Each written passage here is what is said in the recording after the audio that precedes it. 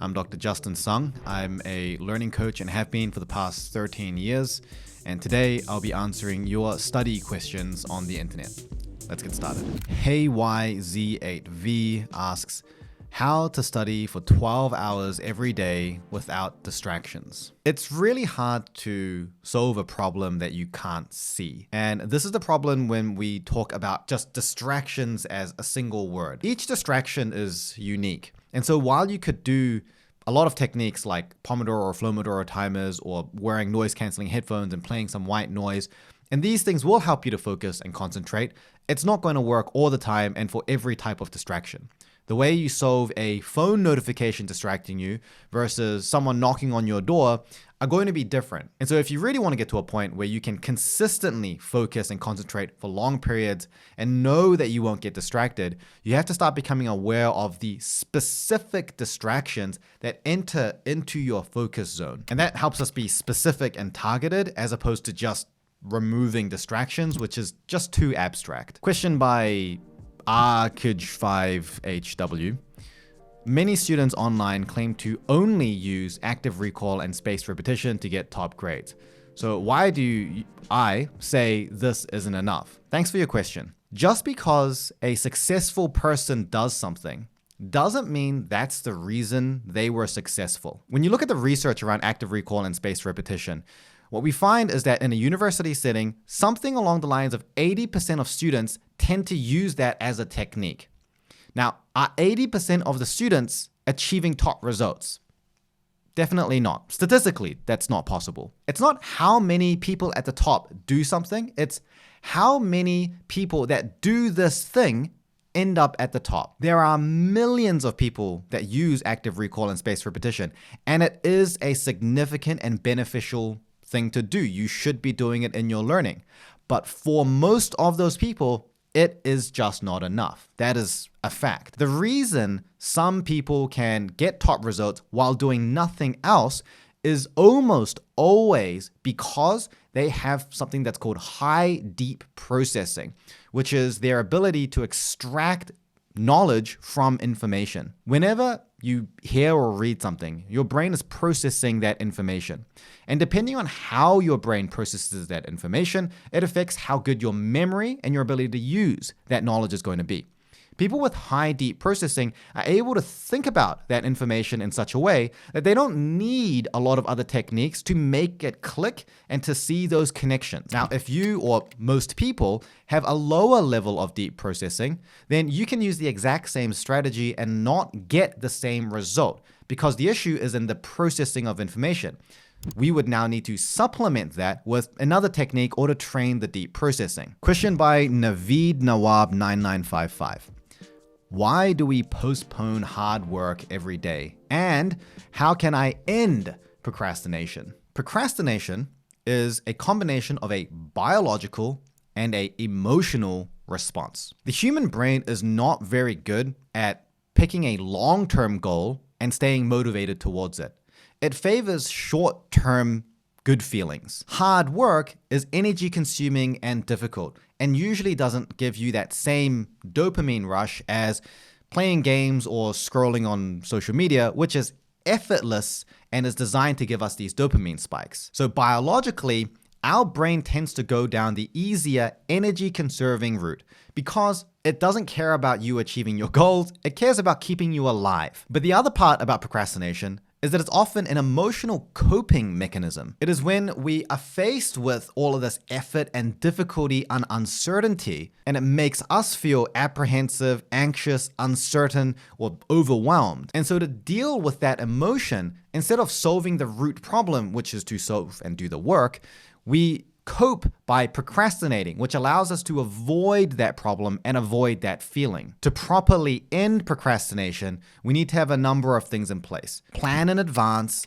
break bigger tasks into smaller tasks, learn to acknowledge and sit with that discomfort, and train yourself to work through and just sit with these difficult emotions instead of trying to avoid and escape them. The hallmark of an effective person is that they can do things when they don't feel like doing them. Zen ZQ5OL asks, what are the best study techniques in general? This is a bit like asking, what are the best techniques for being alive in general? All studying is us deliberately deciding to learn something. And that is an extremely broad and complicated neurological process. But if I had to answer it in just a few seconds, the study techniques that will give you the best return are the ones that will help test your understanding, find your gaps, and force you to think about material in an interconnected way. That involves comparing, contrasting, and making value judgments about what you're learning.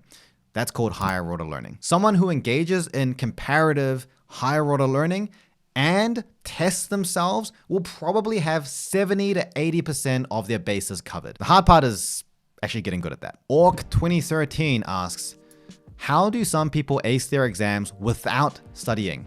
Is this a myth or a lie? I used to ask myself this question all the time going through medical school, because when you're in medical school, you're surrounded by a lot of really smart people. And I would be studying all day in the library, and then I'd look outside the window and I'd see these guys just like chatting and doing whatever and like playing sports. And I'd be thinking, when do they ever actually study? And those same people would do better than me in the exams. So here's the truth. Let's think about 4 different variables that affect your ability to pass an exam. The first one is your deep processing. That's what I explained before. Basically, it's like your natural intelligence, which you can actually train.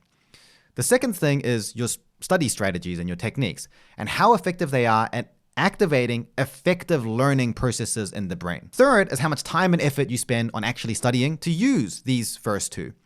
And the final one is the difficulty of the exam. When an exam is easy enough, all you need is just one of these first 3 factors to be decent enough to get you over the line. And as exams become more and more difficult, you need one of these 3 things to be higher and higher until a certain point where all 3 of these things need to be very high. This is why at the top levels, for the most competitive situations, you're not getting anyone who's not putting a decent amount of time and effort into studying, that doesn't have pretty good techniques and doesn't have high deep processing. And if someone is passing a difficult exam without studying at all and their techniques don't seem special, then you can be guaranteed that their deep processing is sky high. And if that's you, lucky you. By the way, if you are interested in actually measuring your deep processing ability, then I've got this free learner type quiz that you can take. It asks you a few questions about 3 of the evidence-based dimensions of learning I've identified,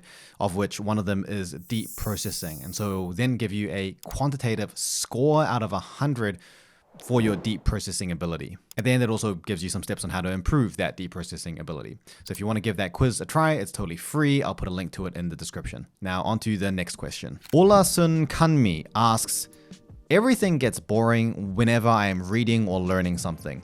Is there a solution? I vividly remember being in high school, sitting in the library, spending time studying, and then almost every single day falling asleep. Studying during that time was the most boring, tedious, drowsy-inducing activity I could do. I could have had a perfect night's rest, energetic. As soon as I start studying, 30 minutes in, I just want to take a nap. This is actually a sign of passive learning. It's when you're sitting down doing some kind of studying or learning activity that's very ineffective. What that means is that it's not engaging your brain and activating the right pathways for learning to take place. If you do 2 hours of passive learning, you'll feel like it's very boring.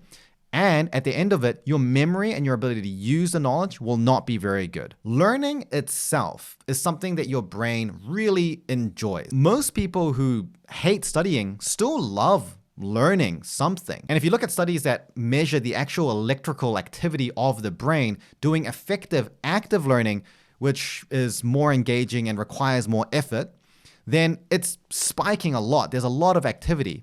And when you look at the brain of someone who's engaging in passive learning, just like reading, rereading, mindlessly just writing down notes, then it's almost the same as someone that's entering into the first stage of sleep. So Ola Sun Kanmi, the solution is to engage your brain by thinking more actively about what you are consuming. Feeling that learning is boring is almost always a sign that the way you are learning is not effective. PV Suresh 9342 asks, what is the best way to learn procedural parts of a subject, such as solving math problems? What processes should we engage in besides over-practicing? Procedural learning is about taking what you have learned and then applying and executing on that. Over-practicing is a technique where you're not just practicing like solving a problem until you're able to solve it correctly. You then continue to solve many more of those types of problems beyond the point where you reach competency.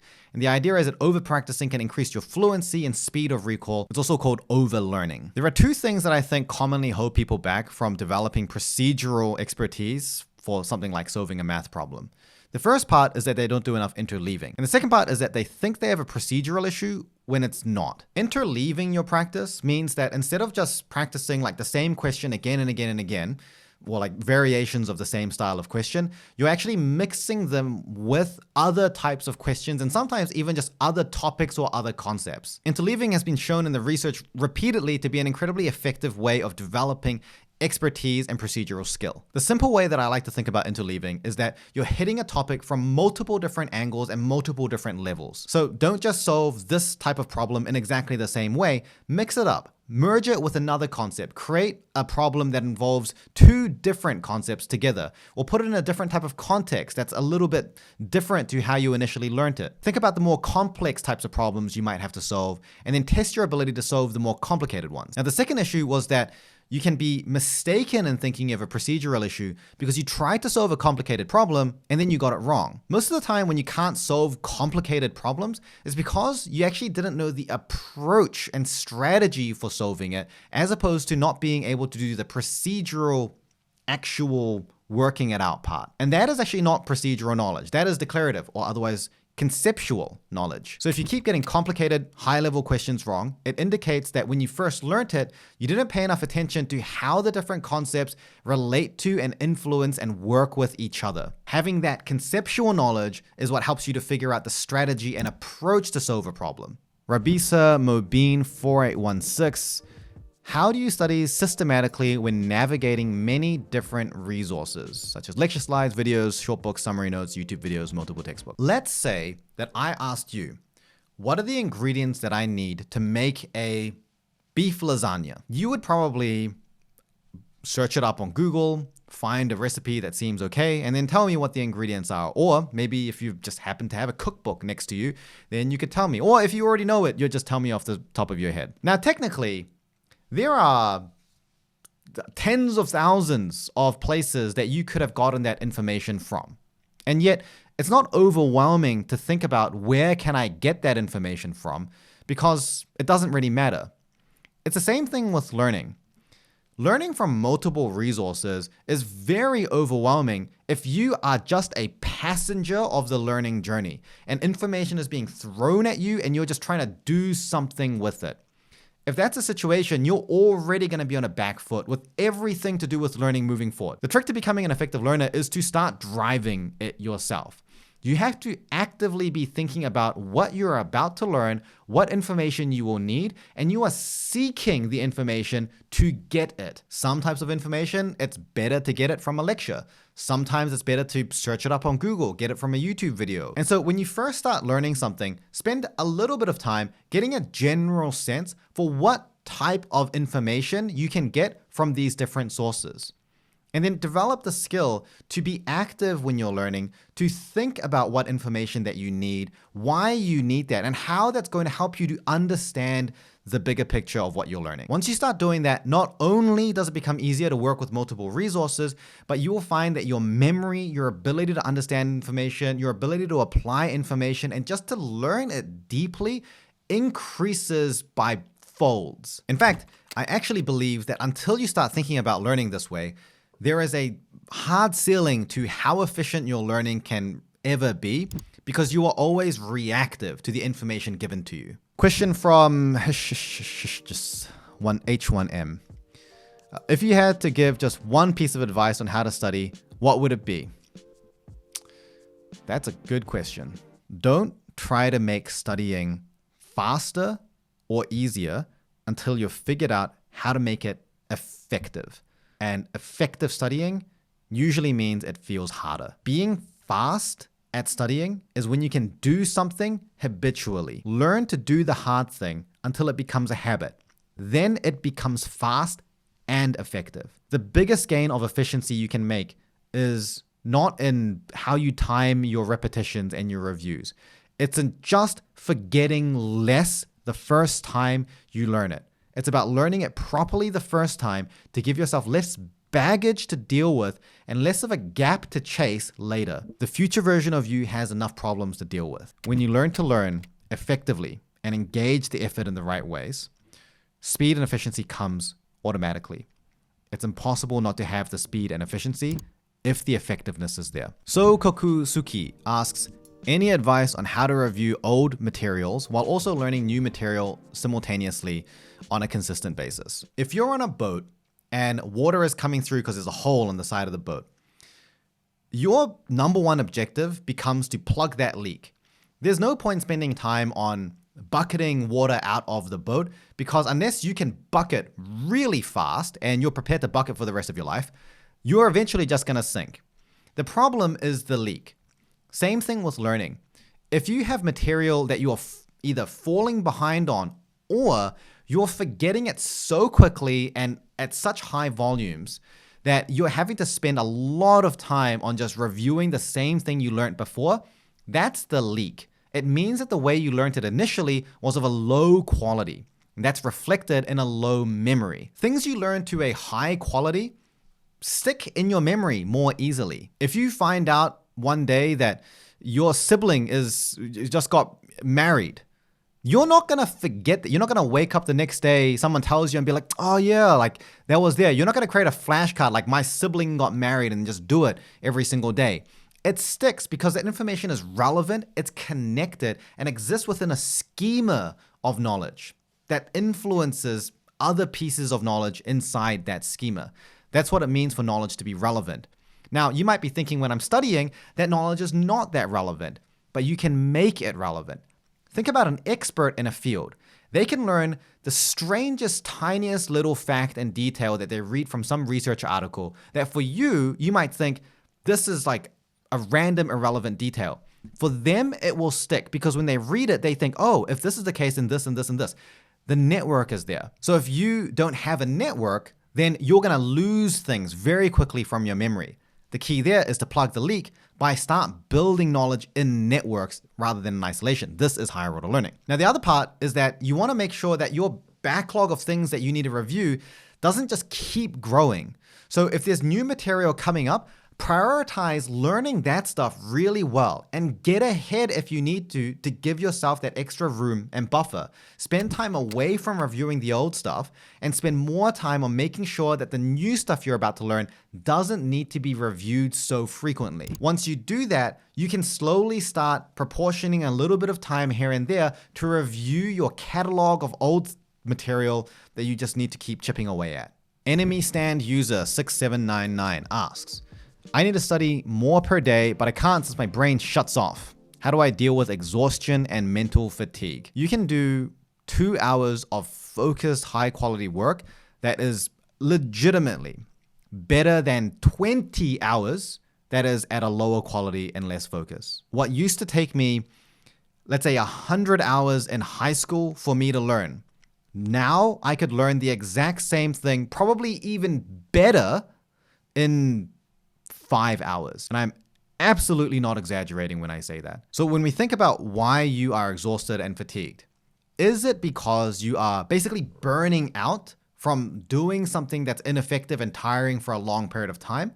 Or is it because you are doing the right thing and you're doing it in a really focused, good way, but you're just doing it so much that it's just draining? If it's the latter and you are really doing high quality work, then you can probably afford to just take it easy a little bit. You're probably miles ahead. If it's the former, which is definitely more common, and you're doing more passive work that takes a long time and it just makes you feel tired, then counterintuitively, the way that you'd combat that is to spend more effort during the session to try to make it at a higher quality, which actually activates your brain more, engages it, makes you feel more energized, and it means that you don't have to spend so much time to cover the same amount of content. Alice Carolyn 7254 asks, how do I consistently study every day? Like I said before, with distractions, it's very hard to solve a problem you can't see. The first thing is to start reflecting and observing why you're not able to study consistently every day. What is the thing that's actually holding you back?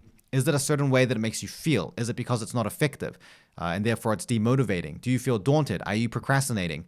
There are many reasons that can stop you, and each reason has a different root cause that can be addressed in a different way. Clara Hall 16. How do I maximize my learning for audio/video lectures since I can't prime beforehand?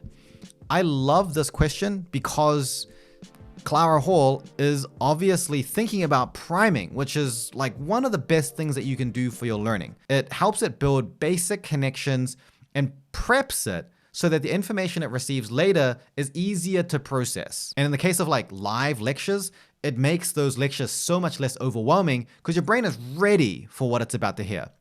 Clara Hall is asking about sort of pre-recorded videos and audio resources. What you can actually do is just download it and then just run it through AI and just tell it to give you a summary of what it's talking about. And you can use that to prime yourself before you listen to it. If you can't download it, then another strategy is to familiarize yourself with the learning objectives first, and then listen to it very, very quickly, just picking out for anything that you think is unique or new that you wouldn't be able to get from other resources, which are usually provided to you. So for example, when I was doing my Master's of Education, there was this enormous textbook for me to read through. And I knew the learning objectives for every single lecture because it was written, it's almost always available.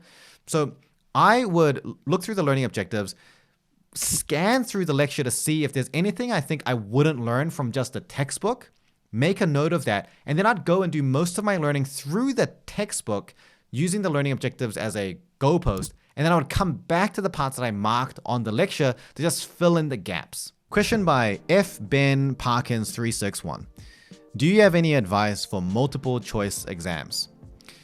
I have a lot of advice for multiple choice exams. My best piece of advice is just know the material really well. It's just a test of your knowledge. So depending on how you perform in this test, you're either going to see that there are things to work on in your knowledge or the way that you apply your knowledge. And depending on where the issue is, the solution is very different. Blaster Shotteries TM asks, what are some habits that can improve one's memory? Memory is the product of thought. When you think in a certain way, memory is the byproduct. Habits to improve your memory are the habits that allow more effective thinking. Any technique or tip that makes you think more about what you're learning, that makes you evaluate the importance of what you're learning and connect, compare, see how different concepts and different parts of what you're learning influence each other. Anything that makes you focus on the big picture of what you're learning will likely improve your memory. Miguel Marcelo Villarolchu 6513, I'm so sorry about how I pronounced your name, asks, how would you advise me to take notes during class if I don't have an iPad and only have a pencil and paper? They don't allow us to record the class. That's unfortunate, but don't worry. When I was first starting with nonlinear note-taking and mind mapping, not only did I not have an iPad, because iPads were and still are very expensive, I actually started off using leftover A3 rice paper that I just happened to have lying around at home. And that's like the most Asian thing I can say. But I don't know why. I guess I also thought buying just A3 or A2 paper was too expensive. And so I actually found, I think it's like wrapping paper that we just had lying around at home, and I would do my mind maps on that. One strategy that my students actually started thinking up is they would buy art books, which usually have A3 or A2 size paper, and they would either carry that around with them or they would cut it so they have a piece that they can do all their mind mapping on, and then fold it up and put it into a clear file and carry that around with them. I think that's perfectly fine. Just make sure you don't run into the surprisingly common mistake of just because your paper is bigger doesn't mean you should write bigger or start using like permanent markers instead. The point of the paper being bigger is so that you have more space to write. There's no point anymore if you write larger as well. Motivatarab asks, What are the characteristics of a good study system? A good study system should always have some form of priming or pre-study to prep your brain to receive the information and to form basic structures. It should have some method of processing the information during your main intensive learning event. It should allow you to process the information in a way that helps you categorize it, make sense of it, compare ideas, contrast ideas, see the big picture. If you've done this correctly, at this point, you should have gaps in your ability to recall details and have memorized things. You should not be trying to do that in the early stages of learning. You should also have a review of that material where you can elaborate on it, flesh out the relationships, and add additional material from other resources within probably 24 hours, preferably on the same day before you go to sleep. And there should also be some form of varied, challenging testing from memory, testing it at the levels that you will need eventually within the first week, and then again sometime 2 to 4 weeks later. If you need to memorize things, you should also have usually flashcards is a great technique to use for this, something that's running in parallel for those little details that you need to memorize. But importantly, those flashcards need to be a last resort. Only the things that you can't integrate and connect together should go into your flashcards. The more flashcards you have, the more burden you give your future self, and eventually you have no time to do anything because you have so many flashcards to do. But that is a very generic answer. And at the end of the day, a good study system is just what works for you and your circumstance. But generally speaking, you want to try to hit as many of those boxes as possible. Sarah Shalar asks, how to learn multiple subjects at the same time, e.g. 2 subjects spread out across 2 weeks. Whether you choose to focus on just one subject and then try to do as much as you can on that one and then swap to another one, versus if you just decide to just split your time 50-50 every single day on both subjects, it doesn't really matter. There's not going to be a significant difference between the two of those. In fact, some would argue that just splitting your time between 2 different subjects would be better because it activates more interleaving. But what matters the most is how you can use your study system. If you split your time evenly across 2 subjects, but then it makes it really hard to use that study system that I just explained before, then that's going to be the thing that is holding you back the most. So whether you study one thing at a time or 2 or 3 or 4 or 5 things at a time, just the most important thing is to keep your study system functional. Avni SF1 Hour asks, how do you make mind maps for maths and physics? I think a lot of maths and physics is taught in a way that's overly procedural, in that there's a lot of focus on just solving problems and there's less focus on understanding the concepts behind what you're actually learning. And as a result, you get people who can solve problems when they're given to them in like a very specific format, but when it's complicated problems that require you to actually figure out the approach and piece things together, or it's a contextualized problem that it's not like it's, not just numbers and it's actual words and scenarios that you have to decipher, people struggle a lot. And so the strategy for making mind maps for a subject like maths or physics is actually exactly the same as you would for economics or history or biology or chemistry. Like it's exactly the same.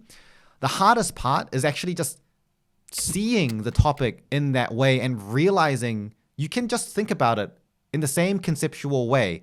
It just doesn't feel natural sometimes because it's presented to us in a way that's very procedural heavy. Silver Mist Bell asked, what are your thoughts on Parkinson's law? Parkinson's law is the idea that a task will fill whatever space you give it. So if you have an assignment due in 3 weeks, but you give yourself 3 hours, you will get it done. But if you give yourself 3 weeks, it will take 3 weeks. It expands or contracts to fill the space that you give it. I love Parkinson's law because it just illustrates perfectly that time passing is a terrible way to measure things. How long you spend studying really doesn't matter. I try to use Parkinson's law all the time. The only thing that I recommend is that you don't use Parkinson's law by just cramming everything in last minute. There's nothing wrong with trying to do 3 weeks of work in 3 days. If you can, do it. But just avoid the risk that you might get to the end of day 3 and realize you don't have enough time, or you don't have enough time to like check your gaps or test yourself and give yourself the best chance at success. If it's something that actually matters to you, yes, cram. Use Parkinson's law, but just do it up front. When I did my Masters of Education, I decided to finish the entire year's curriculum within that first month. Part of that was to just see if I could, which I was able to do quite successfully. And the other part is because I was also working like double full-time hours as well. But because I did it all up front, it meant that I did have time here and there throughout the year just to keep on top of things, to test myself, and just get those tiny little incremental gains that made me go from a 95% to a 100%, if it matters. The one who must not be named asks, how do you catch up and get back on track after weeks of poor commitment? From a student who's currently facing a highly competitive university entrance exam. This really depends on how far back you are and how close your exam is. Let's look at a statement of reality. At a certain point, it's too little too late. If you're behind on an entire semester of work and your exam is tomorrow and you're trying to get like an A+, unless your deep processing is just astronomically high. Now that's obviously a spectrum. Even if you have 2 weeks left, it might not be enough. Even if you have a month left, depending on the content and how far behind in the exam, it might not be enough. And the reason that I'm mentioning this is because it's really important to recognize if you've made a mistake in your preparation for an exam that's about to come up and you think there's a real risk that you might not get the result that you want. You have to think about how you're going to avoid that mistake next time. I worked for years in the pre-medical space, helping students enter into medical school. And it was a really interesting experience because I also worked, it was a charity, and I worked with a lot of students from like academically disadvantaged backgrounds, often from poorer schools. And they didn't have a lot of these study habits and prior experience with these subjects. So when they entered into uni, it was like a shock to them. They really, really struggled to adapt. That's actually the reason why I started learning coaching, is because I wanted to see, can I teach these students what I've learned after years of university, but when they're still in high school? And one of the most heart-sinking things that I would see all the time is people get to the end of the year, they don't enter into medical school because they made a bunch of mistakes, sure.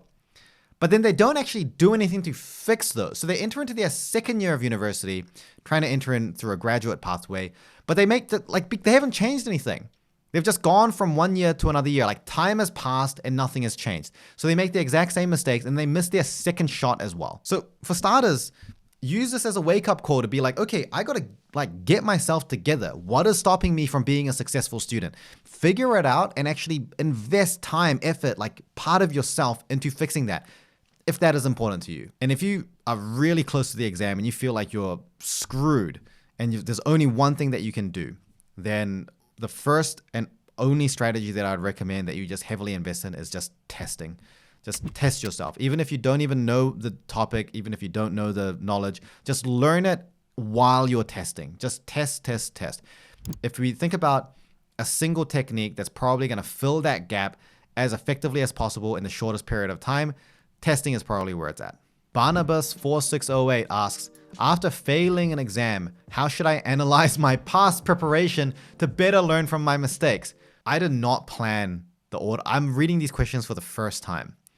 Such a timely and good question. How do you actually learn from the mistake? So again, it's very difficult to solve something when you can't see the problem. Figure out what the mistakes are first. If you don't get an outcome that you want, failing to get the outcome was not the mistake. That's the symptom of the mistake. The mistake was somewhere before the outcome. And there may be multiple different mistakes. Be very specific about understanding what are the things that you think held you back. And there are two ways that I want you to think about this. The first is process. What are the things you did that you shouldn't have done? What are the things you didn't do that you should have done? But the second, often more important, more powerful change that you can make is, how did you make decisions and react? Often when people are learning to learn, the new techniques feel uncomfortable. Very common mistake as a behavior and decision-making method is that when they try this new technique and it feels uncomfortable and it feels a little difficult, they actually revert back to what they're comfortable with and they say, oh, this new technique doesn't work. This is actually a well-studied phenomenon in learning science, and it's considered one of the biggest reasons why students fail to become successful. So write down everything that you did as part of your preparation, and then write down next to it, why did you do that? and then go through, how did it go? When something went wrong or not to plan, how did I respond to that? How did I feel about it? How did I react? And what decisions did I make from that? And look there if there are problems. Problems in your decision making or the way that you react to things are likely transferable. Solving that solves 20 other things. Aji Boy Muhammad 6079.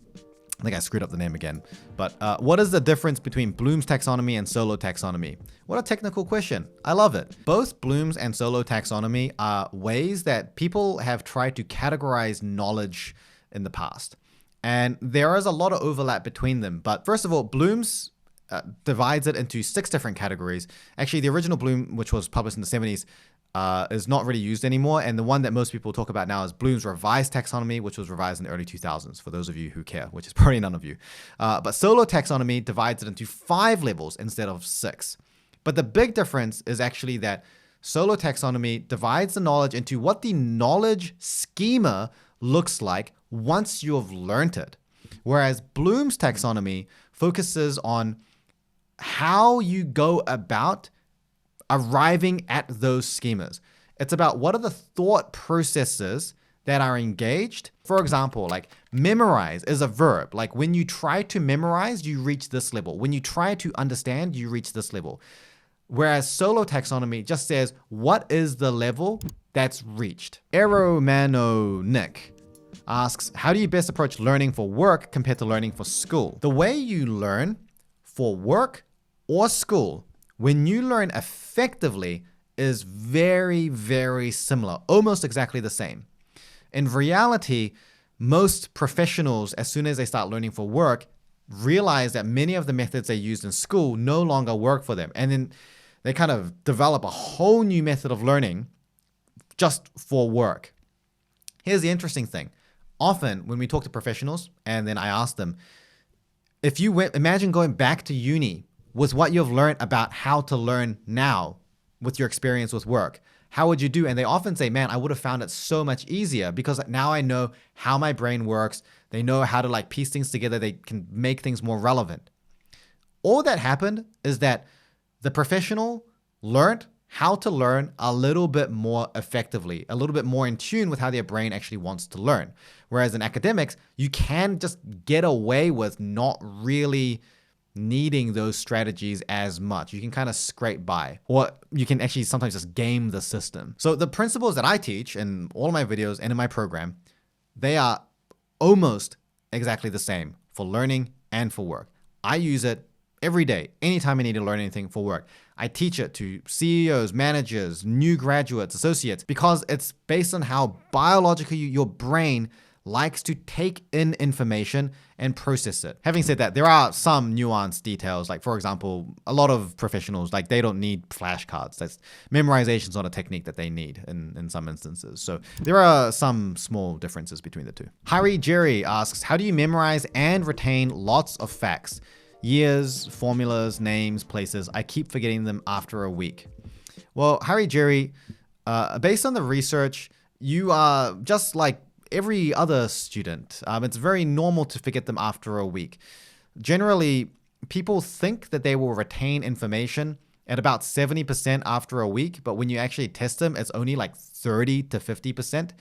So forgetting most of what you learn after a week is actually the norm. Just because you feel like you have tried to memorize it and that you have understood it at the time doesn't mean you will retain that knowledge or that you can use it. The thing that determines whether that knowledge will stay encoded into your memory or not is how connected that information is and how integrated it is with other pieces of information. This is the crux of learning. Information in isolation is death. That information will not survive inside your memory. It will be purged out. And the only way you can take information that is actively being purged out because it's irrelevant, doesn't connect with anything, there's no reason for your brain to keep this, it's not connected to anything, is if you just repeatedly slam it into your brain through repetition. Some people call this deepening the neural groove. And it does actually work.